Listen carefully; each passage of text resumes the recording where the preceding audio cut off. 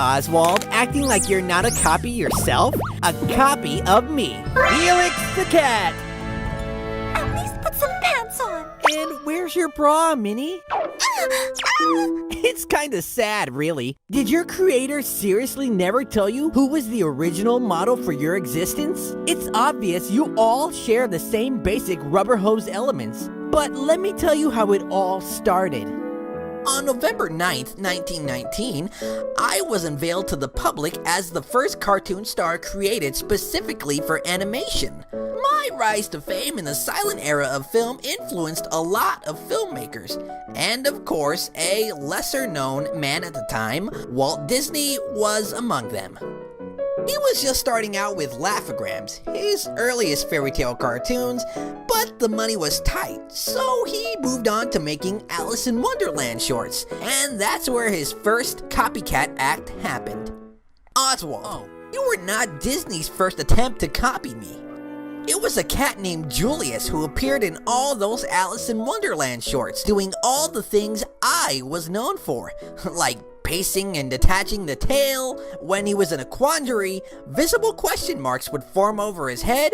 So, one of my trademark innovations. The New York Times even called Julius a blatant clone, from the rubber hose and circle design to the detachable body parts. But anyway, fast forward to 1927, when Disney and his partner, Ub Iwerks, were at Universal Studios. You were created, Oswald. Lucky for you, they made you a star of your own cartoon shorts, unlike the poor Julius. You were not the first cartoon star, Felix. Oh yeah, wasn't there Gertie the dinosaur and the Little Nemo gang years before your debut, Felix? It's true, there were other animated characters before me, but none of them could convey human life as much as I could. I was the first relatable creation who could directly speak to the public. I could talk thanks to speech bubbles, read, drink, and more importantly, entertain.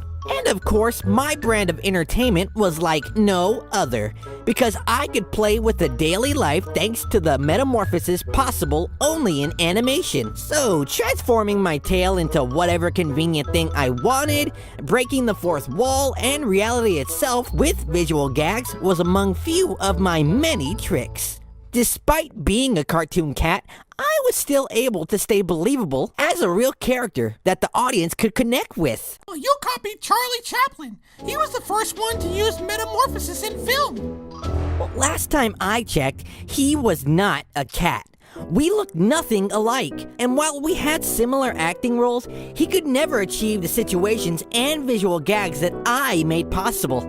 He was only a mere human after all. Yeah, you don't look like him because Crazy Cat was your model. Your original design was pretty close to him, or her, them. And they came a few years before your debut, Felix. That gender-fluid pussy's got nothing on me. We're both cats, sure, but Crazy never had a stable identity compared to me. She was more about love and drama than creative problem-solving or metamorphosis. And after my career took off, Crazy was the one who started to resemble me. I guess you get some credit here, as Crazy started to wear your type of gloves and that mini ripoff for a girlfriend was just too obvious. You mean Hortensia ripoff? But that's not interesting. Instead, why won't you mention the fact that the blue hedgehog was modeled after me? Despite how low the poor guy has sunk these past years, it's still nice to have a direct influence on a once big video game icon. You and many others would never have been created if it wasn't for me, as I was the first role model to the cartoon world. Do you see how important I am?